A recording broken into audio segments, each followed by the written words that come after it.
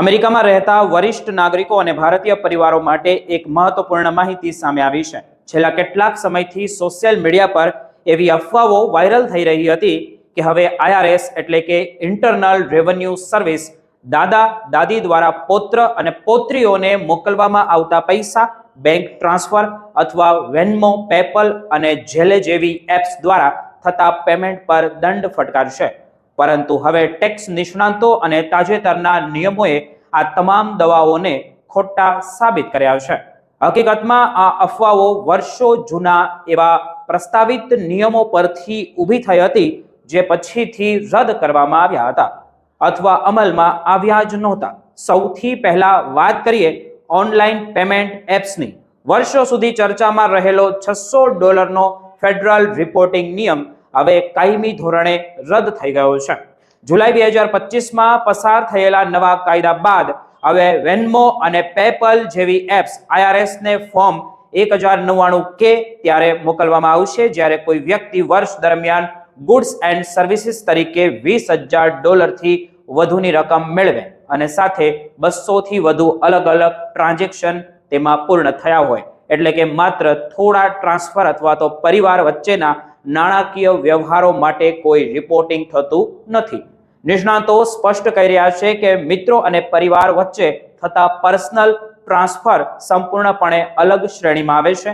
જો દાદા દાદી તેમના પૌત્રને ભણતર, ભાડું, જન્મદિવસની ભેટ અથવા તો ઘર ખર્ચ માટે પૈસા મોકલે છે તો એ આવક ગણાતી નથી અને તેના પર કોઈ ટેક્સ લાગતો પણ નથી.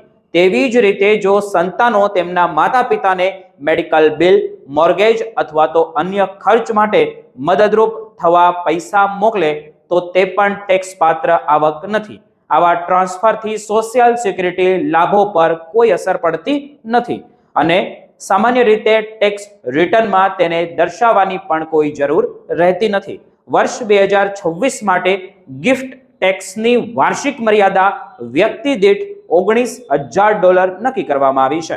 જો કોઈ વ્યક્તિ એક જ વ્યક્તિને એક જ વર્ષમાં $19,000 કરતા વધુ રકમ ભેટ સ્વરૂપે આપે તો પણ તરત જ કોઈ ટેક્સ લાગતો નથી.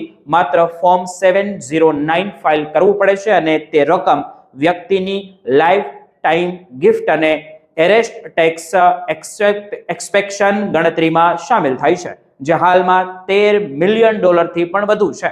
ઘણા લોકો ઘર, ગાડી અથવા તો મિલકત વેચીને બાળકોને પૈસા ટ્રાન્સફર કરી દેતા હોય છે કે કરે છે.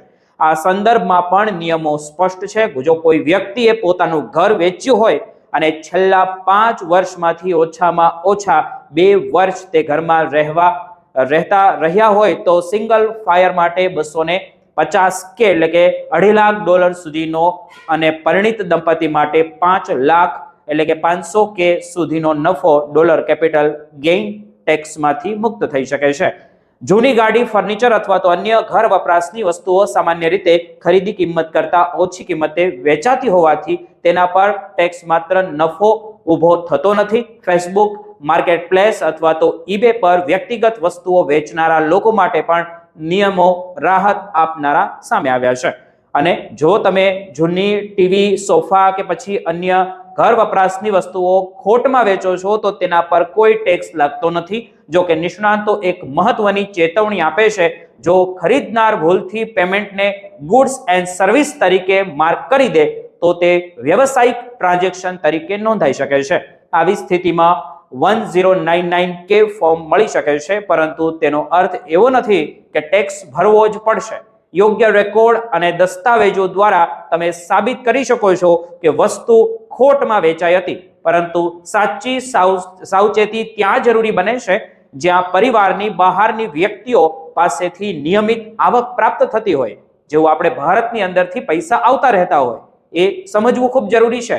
જો કોઈ વ્યક્તિ સાઇડ બિઝનેસ ચલાવે છે, સેવાઓ આપે છે અથવા તો ભાડાની આવક મેળવે છે તો તે સંપૂર્ણપણે ટેક્સ પાત્ર છે. પૈસા રોકડા, ચેક, બેંક ટ્રાન્સફર કે પછી ઝેલે દ્વારા મળ્યા હોય તમામ વ્યવસાયિક આવક ટેક્સ રિટર્નમાં જાહેર કરવી ફરજિયાત છે. આ દરમિયાન કેટલાક રાજ્યોના પોતાના અલગ અલગ નિયમો પણ છે, તે જાણવા ખૂબ જરૂરી છે. અને વોશિંગ્ટન ડીસીમાં $600 રિપોર્ટિંગ મર્યાદા છે, જ્યારે ઇલિનોઇસ અને ન્યૂ જર્સીમાં $1,000 મર્યાદા લાગુ પડે છે. તેથી આવા રાજ્યોમાં રહેતા લોકોને જે સ્ટેટ લેવલના નિયમોનું ખાસ ધ્યાન રાખવું ખૂબ જરૂરી છે. કુલ મળીને જે વાત સ્પષ્ટ એવી થાય છે કે IRS દાદા દાદી દ્વારા પૌત્રને આપવામાં આવતી ભેટ, પરિવારના સભ્યો વચ્ચે પૈસાના ટ્રાન્સફર, ભારતથી આવતા પૈસા કે ભારતથી મોકલાતા પૈસા જે સામાન્ય ઘર ખર્ચની મદદ પર દંડ ફટકારતું નથી. $600નો ફેડરલ નિયમ હવે રદ થઈ ચૂક્યો છે અને પર્સનલ તથા કૌટુંબિક વ્યવહારો સુરક્ષિત છે. માત્ર સાચી વ્યવસાયિક આવક અને બિઝનેસ ટ્રાન્સફર પર જ ટેક્સના નિયમો લાગુ પડે છે. તેથી સોશિયલ મીડિયા પર જે કંઈ પણ ફેલાતી અફવાઓ છે તેમનાથી ગભરાવાની જરૂર નથી, પરંતુ હંમેશા સત્તાવાર નિયમો અને વિશ્વાસનીય માહિતી જે હોય તેની પર વિશ્વાસ કરવો ખૂબ જરૂરી બની ગયું છે.